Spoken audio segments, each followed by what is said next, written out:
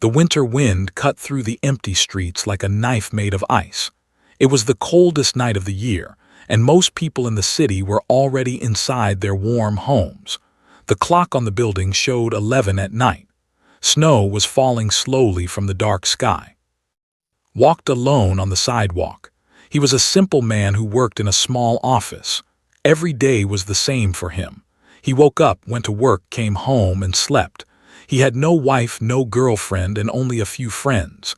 His life was quiet and boring, but he did not complain. He was used to it.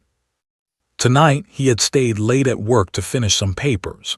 His boss had asked him to do extra work and could not say no. He was not the type of person to argue or fight. He just did what people asked him to do. His apartment was only 15 minutes away by walking. He pulled his jacket around his body. The jacket was old and brown. It was not expensive, but it was warm. His mother had given it to him 3 years ago before she passed away. He loved that jacket very much. The streets were empty. All the shops were closed. The only sounds were the wind and footsteps on the frozen ground.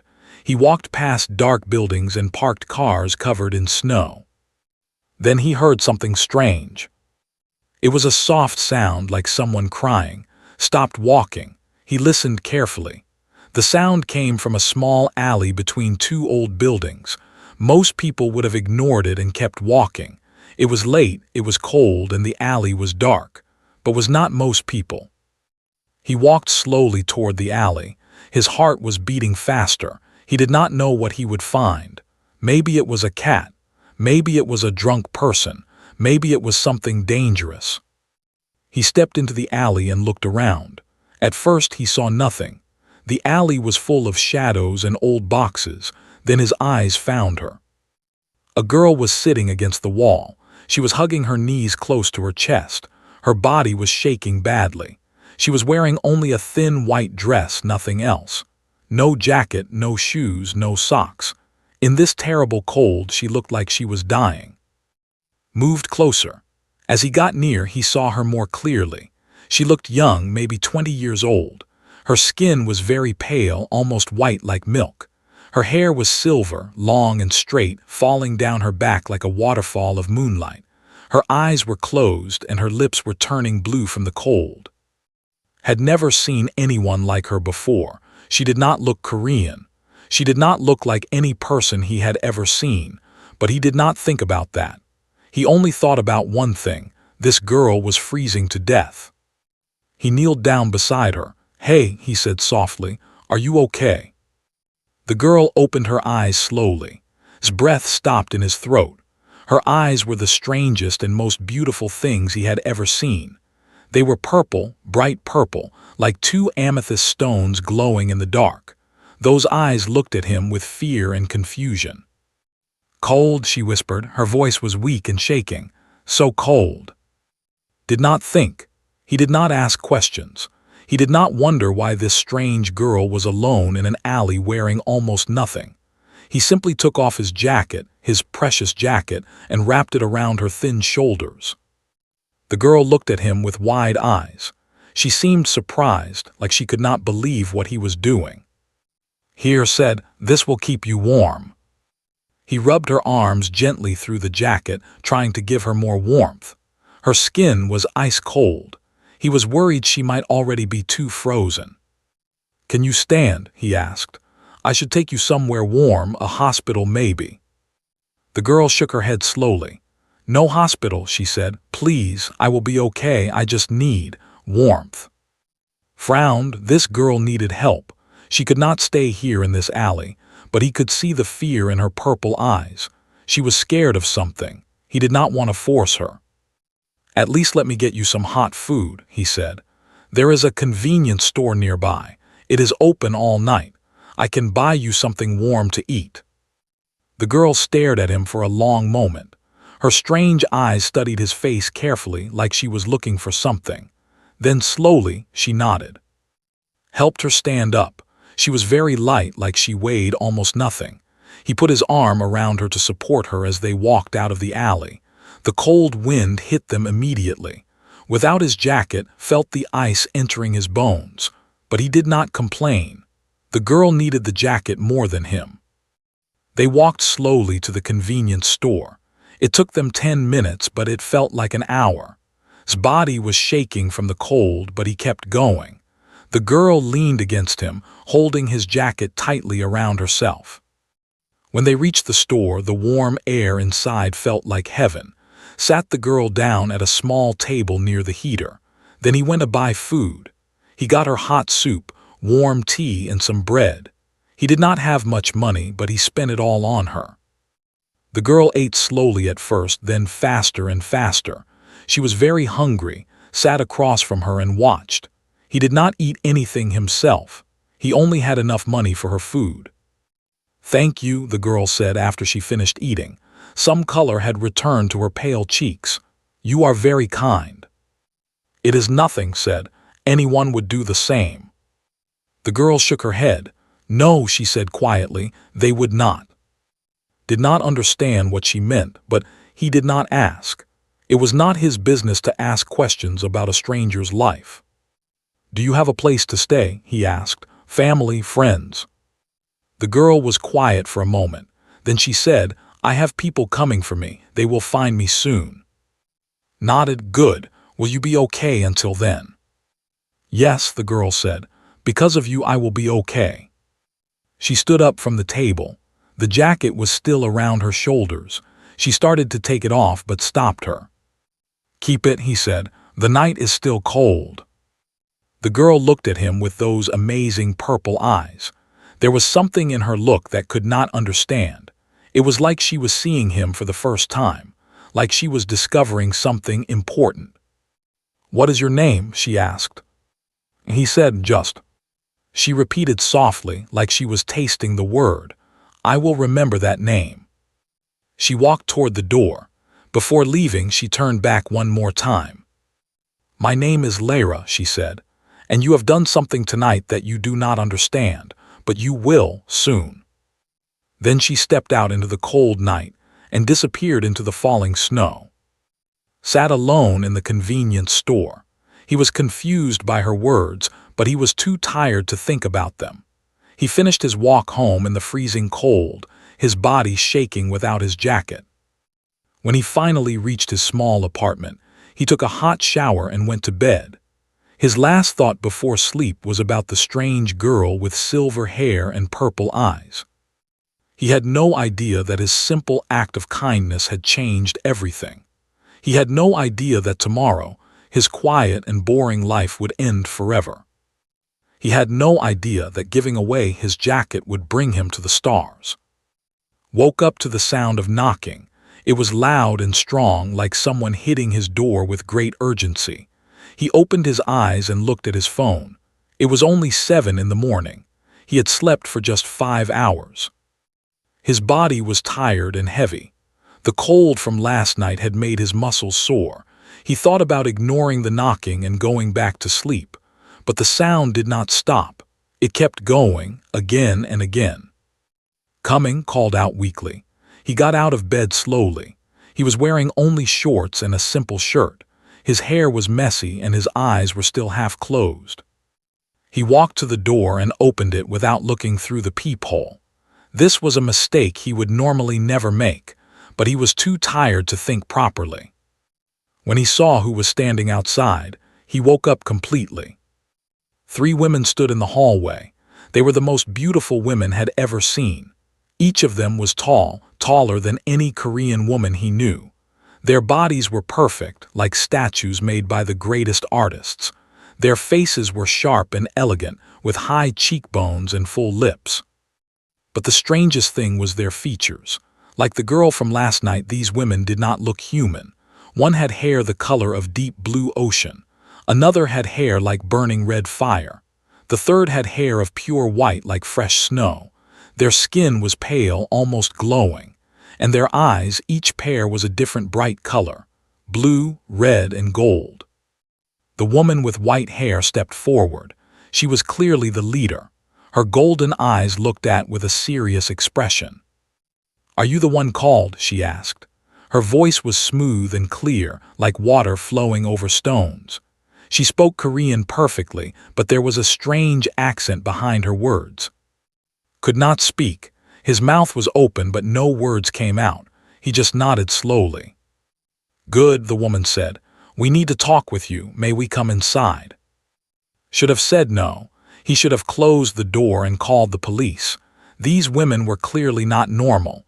They could be dangerous. They could be criminals or crazy people. Any smart person would have been scared. But was not scared. Something about these women told him they meant no harm. Maybe it was the way they stood, calm and patient. Maybe it was the look in their eyes, serious but not threatening, or maybe was just too confused to be scared. He stepped aside and let them in. His apartment was small and messy. There was only one room with a tiny kitchen in the corner. His bed was not made. His clothes were on the floor, felt embarrassed. He had never had visitors before, especially not three strange, beautiful women. Sorry for the mess, he said quietly. The woman with blue hair smiled softly. Do not worry, she said. We have seen much worse. The three women sat down on a small sofa. It was made for two people, but they fit perfectly. Sat on his bed across from them. He waited for them to explain who they were and why they were here. The white-haired woman began to speak. My name is, these are my companions and Sara. She pointed to the blue-haired woman, then the red-haired one. We have come from very far away to find you.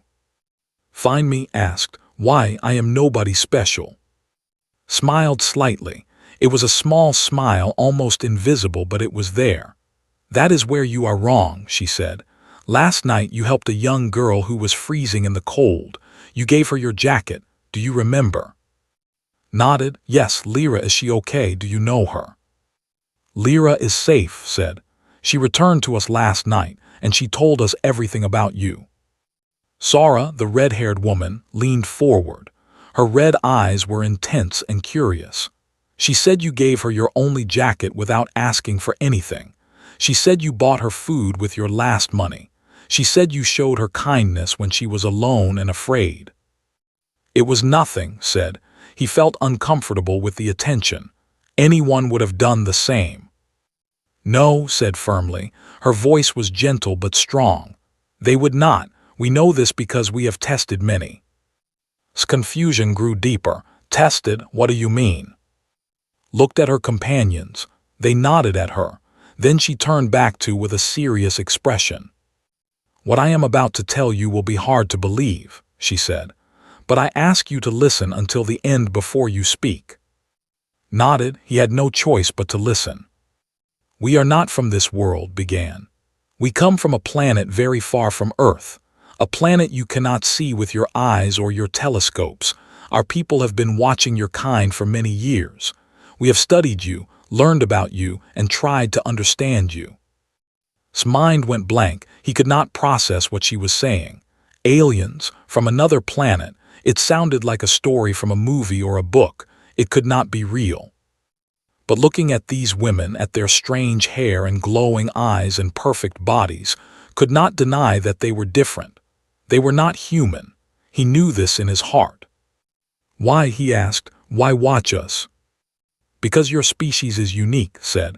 In the entire galaxy there are hundreds of intelligent races. Some are kind, some are cruel, some are wise, some are foolish. But humans are special in a way that no other species is. What way? Asked. Sara answered this time. Empathy, she said. The ability to feel the pain of others and want to help them. Most species only care about themselves or their own kind. They would never help a stranger, especially not a stranger from another world. But humans can feel compassion for anyone, even creatures they have never seen before. This is rare, added. Very rare. In all our travels through the stars, we have found no species quite like yours. Continued. But empathy is not equal in all humans. Some have more, some have less. We needed to find humans with the hearts. Humans who would show kindness without expecting anything in return. Humans who would give their last possessions to help a stranger in need. She looked directly into his eyes. Her golden gaze was powerful and deep. That is why Lyra was sent here, she said. She was a test. We placed her in the cold, alone and helpless to see how humans would react. We have done this test 100 times in different cities around your world. Felt his heart beating faster. And what happened in those other tests? His face became sad. Most humans walked past her. They saw her suffering and did nothing. Some even laughed. Some tried to take advantage of her weakness. Only a few stopped to help. Only a very few. How many? Asked. Including you, said. Only 3. The room was silent. Could not believe what he was hearing. Out of 100 tests, only 3 people had shown true kindness. Was humanity really so cold? But you were special even among those 3, said. The others helped Lyra, yes. They gave her food or called for help. But you gave her something precious, something you loved. Your mother's jacket. Touched his chest where the jacket usually rested. He had not even thought about it. He had just wanted to help. Lyra told us about the jacket, said softly. She felt the love in it. She knew it was important to you. And yet you gave it to her without hesitation. That kind of selflessness is extraordinary.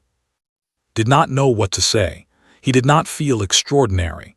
He felt like a normal person who had done a normal thing. What do you want from me? He finally asked. Stood up from the sofa.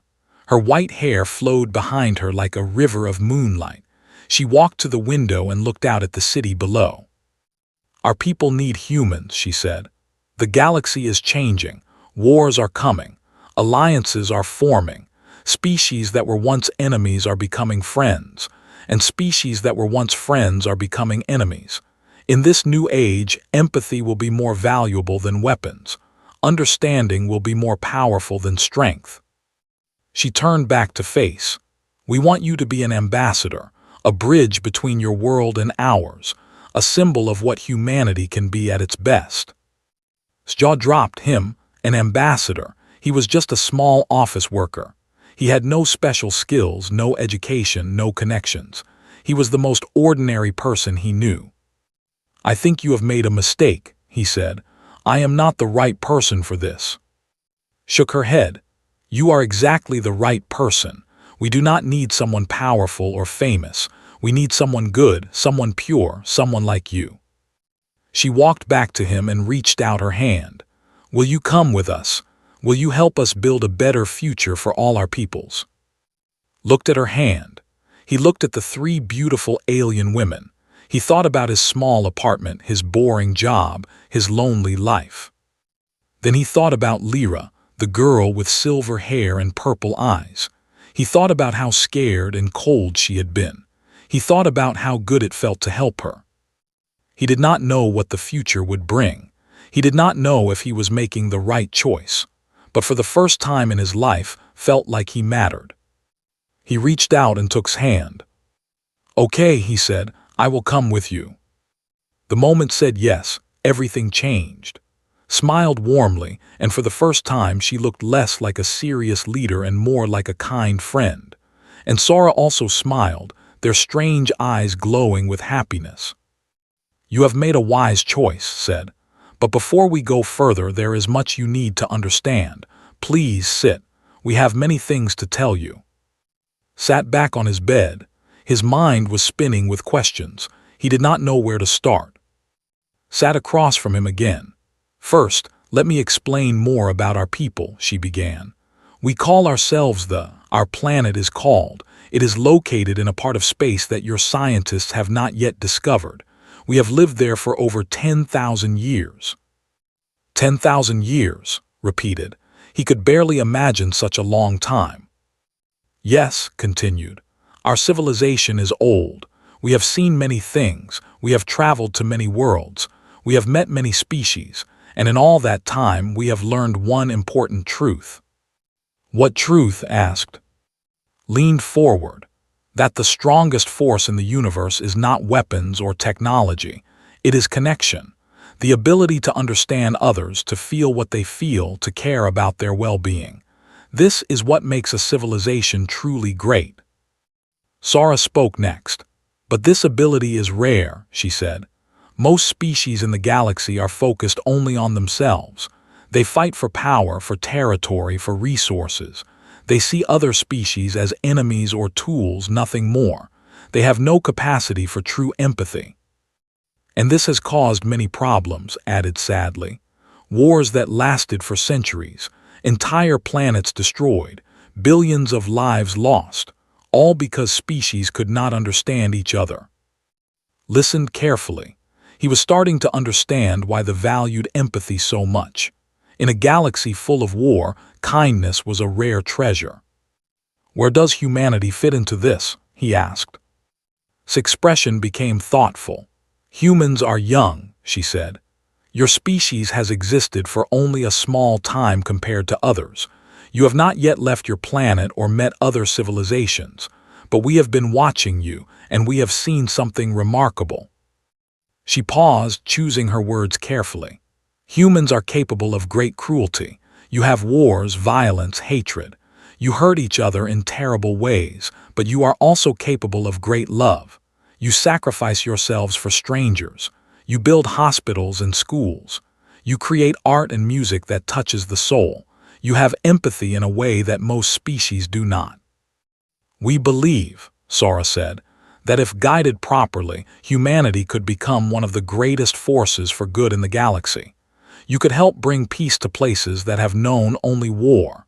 You could teach empathy to species that have forgotten how to feel. But first, said, we needed to find the right humans. Humans who represent the best of your kind. Humans with pure hearts and selfless souls. She looked at with her golden eyes.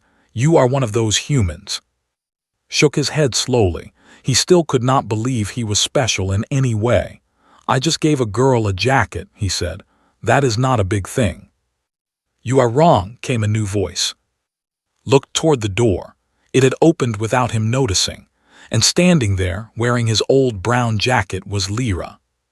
She looked different from last night. She was no longer shaking or pale. Her skin now had a soft glow, like moonlight made solid. Her silver hair was brushed and shining. Her purple eyes were bright and full of life. Lyra said. He stood up without thinking. You are okay. Lyra smiled. It was a beautiful smile that made his heart feel warm. She walked into the room and stood before him. I am okay because of you, she said. May I sit and talk with you? Nodded. Lyra sat on the bed beside him. The three other women watched them with gentle expressions. I need to explain something to you, Lyra said. Last night when I was in that alley, I was not just cold. I was dying. His eyes went wide. Dying. Lyra nodded. Our species, cannot survive in extreme cold for long. Our bodies are not made for it. When the temperature dropped last night, my life force began to fade. If no one had helped me, I would have died within an hour. Felt his chest tighten. He had not known how serious the situation was. He had just thought she was uncomfortable, not in danger of death. But you came, Lyra continued. You saw me, a stranger with strange features, in a dark alley late at night. Any normal person would have been afraid. Any normal person would have walked away. But you did not. She touched the sleeve of the jacket she was still wearing. You gave me this. You gave me warmth when I had none. You gave me life when I was losing mine. And you asked for nothing in return. Tears appeared in her purple eyes. Do you know how rare that is? Do you know how precious? Did not know what to say. He looked at the jacket, at Lyra's tears, at the watching alien women. Everything felt surreal, like a dream he could not wake from. The test was real, said quietly. Lyra's danger was real. We do not play games with lives. We needed to see how humans would react to genuine suffering, not pretend suffering. The reactions had to be true. We chose the coldest night of the year on purpose, Sora added. We chose alleys where people would pass by. We made sure Lyra looked strange enough that humans would know she was different. Most people who saw me were afraid, Lyra said. They looked at my hair, my eyes, my skin, and they ran away. They did not want to help something they did not understand. Even those who were not afraid simply did not care. They had their own lives, their own problems. Why should they help a strange girl they had never met? But you were different, said. You did not run, you did not ignore, you acted. Thought back to last night. He remembered seeing Lyra in the alley, shaking and pale. He remembered how his heart had hurt for her. He remembered how there had been no question in his mind about what to do. I could not just leave her, he said simply. She needed help. Lyra reached out and took his hand. Her touch was warm now, not cold like before. That simple thought, she said, is what separates you from so many others. That simple thought is what makes you special. Stood up and walked to the window again. The morning sun was now fully up, filling the room with golden light. There is more you should know, she said, about why this test matters so much right now. Looked at her, what do you mean? Turned to face him, her expression was serious again. The galaxy is at a turning point. For hundreds of years there has been an uneasy peace among the major species, but that peace is breaking down. Old hatreds are rising again. New conflicts are starting. The Galactic Council, Sora explained, is a group of leaders from the most powerful species. They meet to discuss problems and try to prevent war, but the Council is divided. Some members want peace, others want conquest. The debates are growing louder and more dangerous. What does this have to do with me? Asked. Lyra is not just any, said. She is the daughter of our council leader. She is one of the most important people in our civilization. Turned to look at Lyra with shock. She looked back at him calmly. When you saved her life, continued, you did not just help a random girl. You saved the heir to the leadership. You showed kindness to the daughter of one of the most powerful beings in the galaxy. I did not know, said. His voice was barely a whisper. We know, Lyra said gently. That is why it matters. You helped me without knowing who I was. You did not expect a reward or a favor. You simply saw someone who needed help and you helped them. That is true kindness. Walk back to stand before. The Council is meeting soon to discuss whether to include humanity in galactic affairs. Many members are against it. They think humans are too violent, too selfish, too young.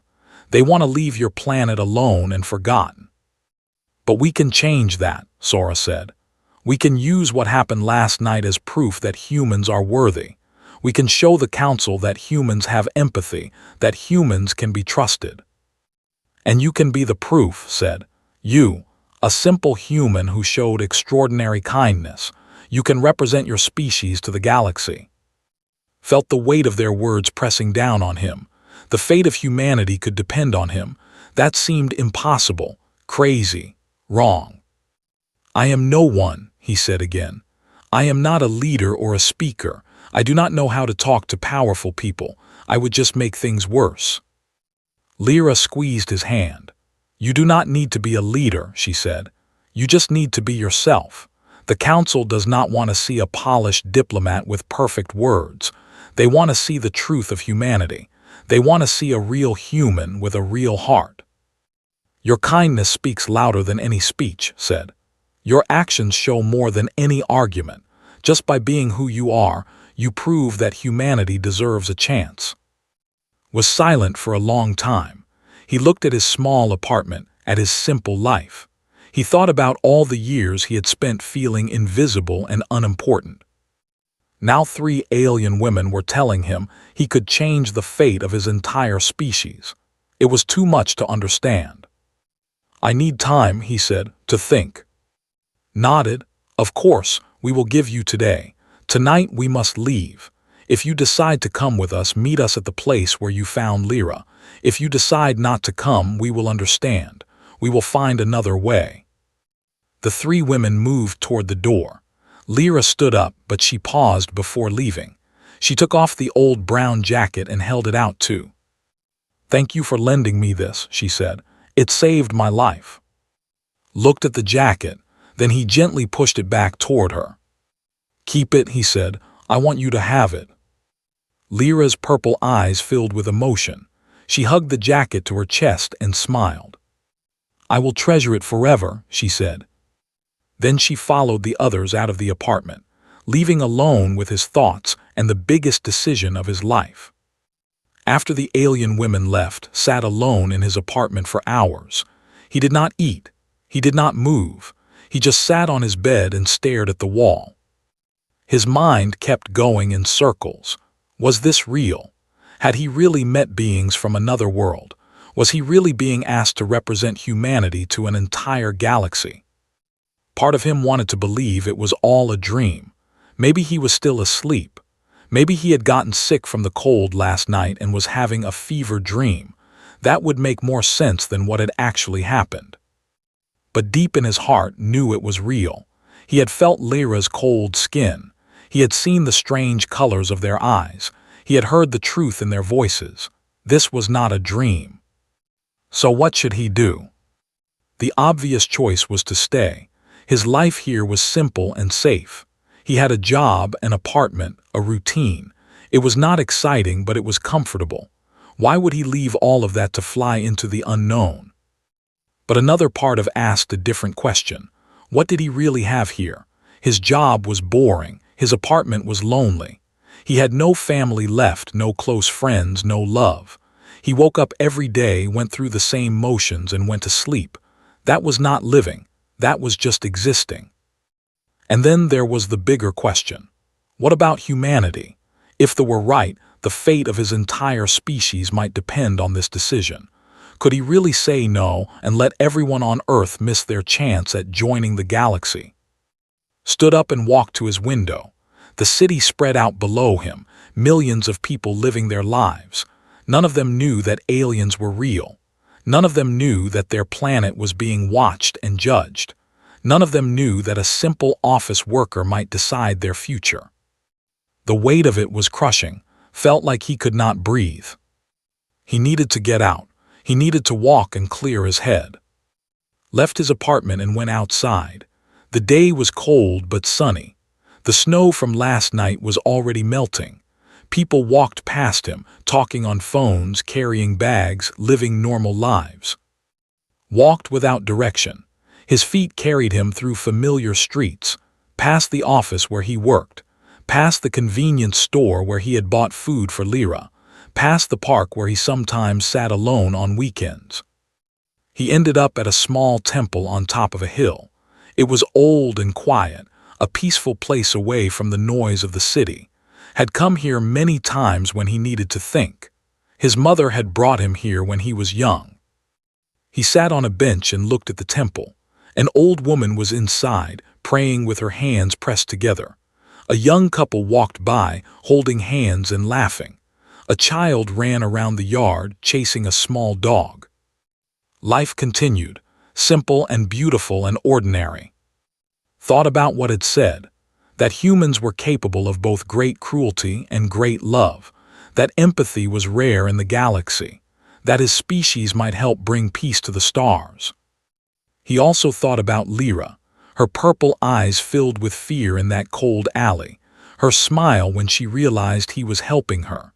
The way she held his jacket like it was the most precious thing in the world.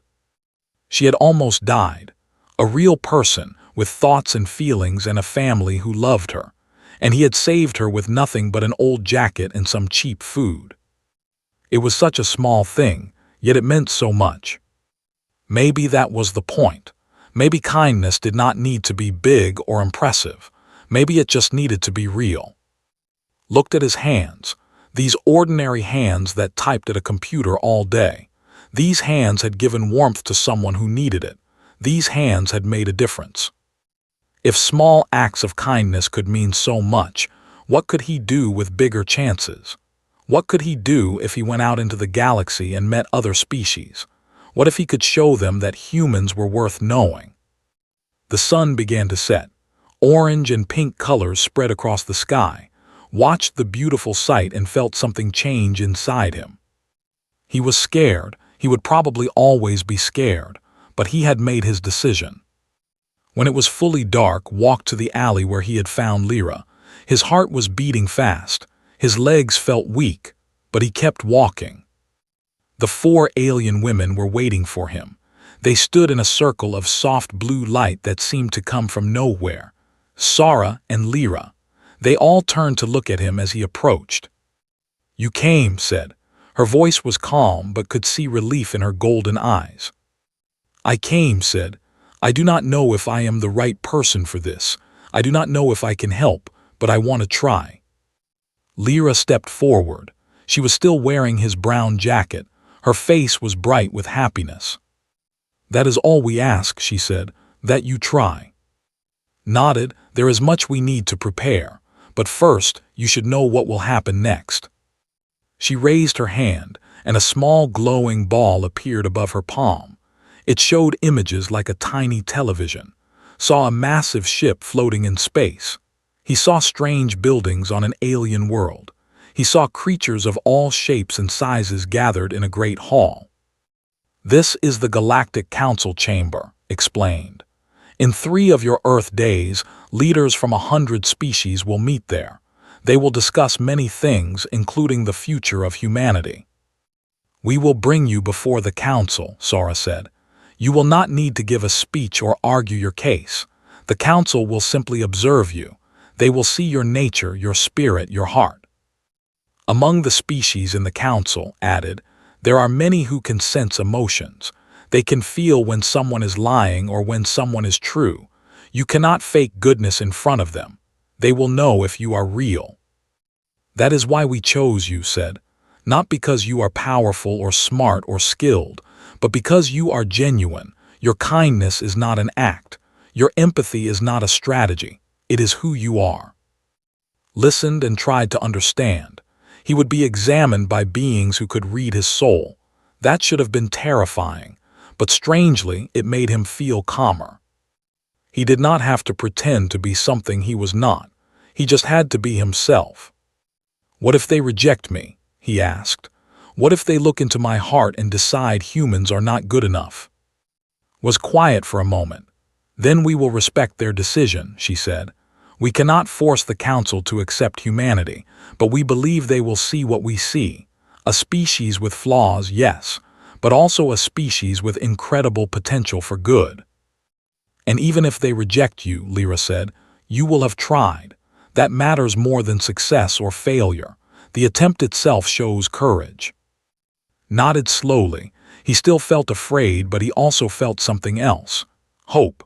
For the first time in years, he felt like his life had meaning. "How do we get there?" he asked. "To the council." Smiled. She raised both her hands, and the blue light around them grew brighter. The air began to hum with energy. "Our ship is waiting above your planet," she said. "Invisible to human eyes and machines. We will take you there now." The light surrounded. It was warm, like being wrapped in a soft blanket. He felt his feet leave the ground. The alley disappeared below him. "Do not be afraid," Lyra said. She took his hand. Her purple eyes were calm and reassuring. "We are with you." Held her hand tightly as they rose into the sky. The city shrank below them. Then the clouds surrounded them. Then they broke through into the cold darkness of space. And there, floating among the stars, was the most amazing thing had ever seen. The ship was huge, bigger than anything he could have imagined. It was shaped like a great silver leaf, graceful and beautiful. Lights glowed along its edges in soft blue and gold. Windows showed rooms inside, hundreds of them. It was like a floating city. "Welcome to the Starlight," said, "our home away from home." A beam of light pulled them toward the ship. Watched in wonder as they flew through space, surrounded by millions of stars. He had always dreamed of seeing the universe. Now he was actually doing it. They entered the ship through a large opening in its side. Inside, the walls were smooth and white, glowing softly. The air smelled clean and fresh, like a spring morning.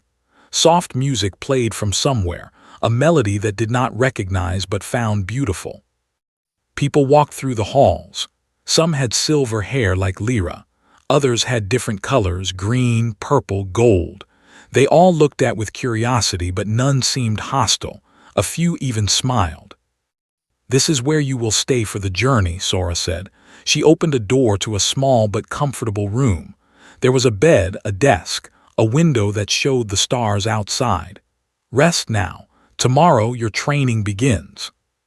Training asked. "You need to learn about the council," explained.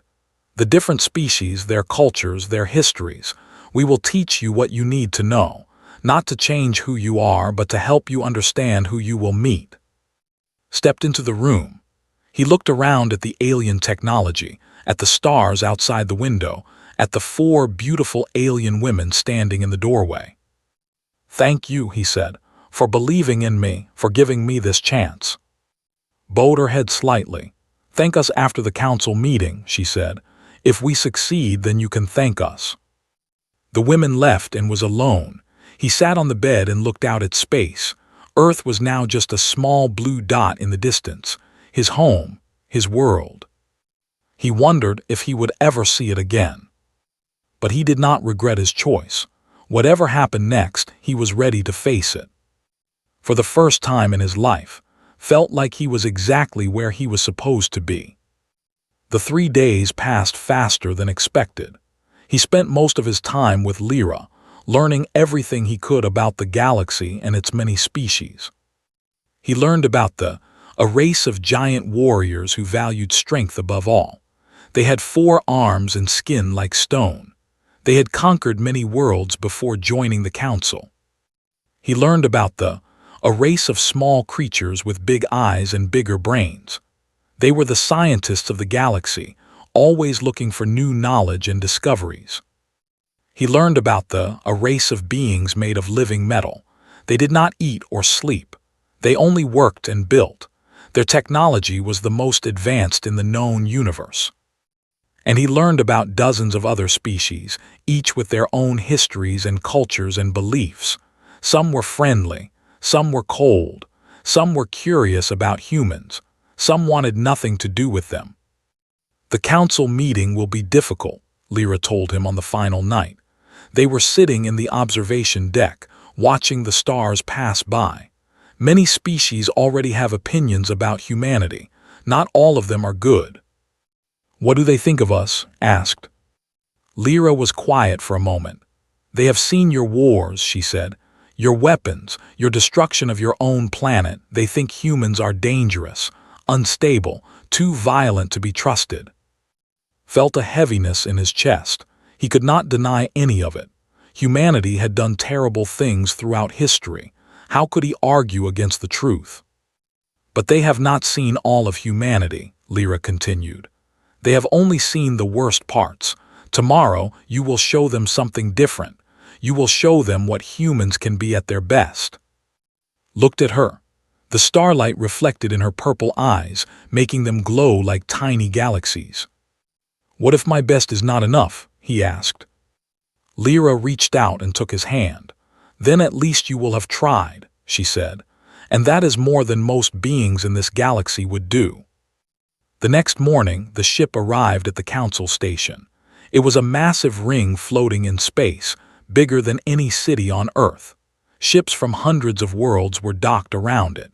Beings of all shapes and sizes moved through its halls. Walked through the station with Sara and Lyra. Everyone they passed stopped to look at him. He heard whispers in languages he did not understand. Some faces showed curiosity, others showed disgust, a few showed fear. He was the first human many of them had ever seen. They reached a great hall at the center of the station. The doors were 30 meters tall, covered in symbols from 100 different cultures. They opened slowly as the group approached. Inside was the most incredible sight had ever seen. The hall was circular, with rising seats arranged in rings around a central platform. Thousands of beings sat in those seats, watching. Warriors sat beside scientists. Machines stood next to creatures of pure light. Beings with scales, with feathers, with skin of every color imaginable, all gathered in one place. At the top of the hall sat a curved table with 12 seats. These were the council leaders, the most powerful beings in the galaxy. Among them saw a tall woman with hair like liquid silver. That must be Lyra's mother. "Go to the center," whispered. "Stand on the platform, we will be watching." Walked alone toward the platform. His footsteps echoed in the silent hall. He felt thousands of eyes on him. His legs shook, his heart pounded, but he kept walking. He reached the platform and stood in its center. A beam of soft light fell on him from above. One of the council leaders, with arms like tree trunks, spoke first. His voice was deep and rumbling. "So this is a human," he said. "Small, weak. Why should we care about such a species?" Another leader, with enormous dark eyes, spoke next. "Their planet is destroying itself. Their societies fight constantly. They cannot even get along with each other. How can they get along with us?" "They are young," a leader said in a mechanical voice. "Perhaps too young. We should wait another 1,000 years before considering them." The criticisms came from every direction. Stood and listened. He did not argue or defend. He just listened. Then a new voice spoke. It was Lyra's mother, the leader. Her voice was calm and clear. "You speak of what humanity has done wrong," she said. "But have you heard what this human has done right?" The hall grew quiet. All eyes turned to the leader. "My daughter was sent to Earth as a test," she continued. "She was left alone in freezing cold near death. 100 humans passed by her. Most ignored her suffering. Some looked at her with fear and ran away. Some laughed at her. Some tried to hurt her." Murmurs of disapproval spread through the hall. The criticisms against humanity seemed to be confirmed. "But this human," the leader said, pointing at, was different. He stopped. He saw a stranger in pain and he could not walk away. He gave her his only jacket, a jacket that held deep meaning for him. He spent his last money to buy her food. He stayed with her until she was safe. "One human does not represent a species," the leader said dismissively. "No," the leader agreed. "But one human can show what a species is capable of becoming. This man did not know who my daughter was. He did not expect a reward. He simply saw suffering and chose to help. That is empathy in its form." She stood from her seat and looked around the hall. "You worry that humans are violent. Yes, they are. You worry that they fight each other. Yes, they do. But they also love each other. They sacrifice for strangers. They build hospitals for the sick and schools for the young. They are flawed, but they are not without hope." The leader leaned forward. "Words are easy," she said. "I want to feel for myself what this human is made of." She closed her enormous eyes, felt something strange, like invisible fingers touching his mind. It was not painful, but it was deeply uncomfortable. There was reading his thoughts, his emotions, his very soul. After a long moment, they opened her eyes. Her expression had changed from doubt to surprise. "He is genuine," she said slowly. "His kindness is not an act. His empathy is real. I have never felt anything quite like it from a nom before." Other leaders began to do the same. Those who had the ability to sense emotions reached out to his mind. One by one, they examined him, and one by one, their faces changed. "Remarkable," said a leader made of pure energy. "Unexpected," said a leader covered in blue scales. "Interesting," said the leader, though his mechanical voice showed no emotion. The leader was the last to examine. His huge face was hard to read. Finally, he spoke. "The human has a warrior's heart," he said. "Not for fighting, but for protecting. He would face danger to help others. That is a quality we respect." Did not know how to respond. He had just stood there being himself, and somehow that had been enough. The leader raised her hand for silence. "I call for a vote," she said. "Should humanity be given a chance to join the galactic community? Should they be offered the hand of friendship?" The vote was taken. Could not follow all the gestures and words, but he saw the results on a large screen above the council table. 73 in favor, 24 opposed, 3 neutral. Humanity had been accepted. The hall erupted in noise. Some cheered, some complained, but the decision was made. Earth would no longer be alone in the universe. Lyra ran to and threw her arms around him. "You did it," she cried. "You actually did it." Hugged her back, still unable to believe what had happened. "I did not do anything," he said. "I just stood there." You were yourself, Lyra said. That was everything. Later, after the celebration had calmed, stood with the women on an observation deck overlooking the station. Ships from dozens of worlds flew past, each one carrying beings who now knew that humans existed. What happens now? Asked. Now the real work begins, said. There will be meetings, negotiations, exchanges. Slowly, humanity will learn about the galaxy, and the galaxy will learn about humanity. And you, said smiling, will be their guide, the first human ambassador to the stars. Looked out at the endless space before him. A year ago, he had been a lonely office worker with no purpose. Now he was standing among aliens, holding the future of his species in his hands. I'm still scared, he admitted. Good, Sora said. Fear keeps us careful, just do not let it stop you from moving forward. Lyra came to stand beside him. She was still wearing his old brown jacket. Thank you, she said quietly, for the jacket, for saving me, for everything. Smiled at her. I think you have thanked me enough, he said.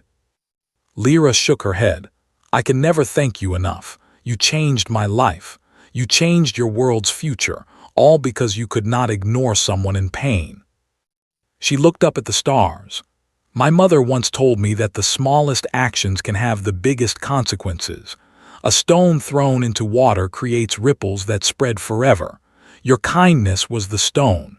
And these, she gestured at the ships and stations and alien worlds around them, are the ripples. Thought about that night in the cold alley, a freezing girl, an old jacket, a simple choice to help. He had not known then what it would lead to. He had not known it would bring him to the stars, introduce him to alien civilizations, and change the fate of humanity. But maybe that was how it worked. Maybe kindness did not need to know its consequences. Maybe it just needed to be given freely, without expectation. And maybe, just maybe, that was enough to change the universe. Took one last look at the stars. Then he turned to his new friends, his new family, his new life. Okay, he said, let us get to work. And together, they walked into the future.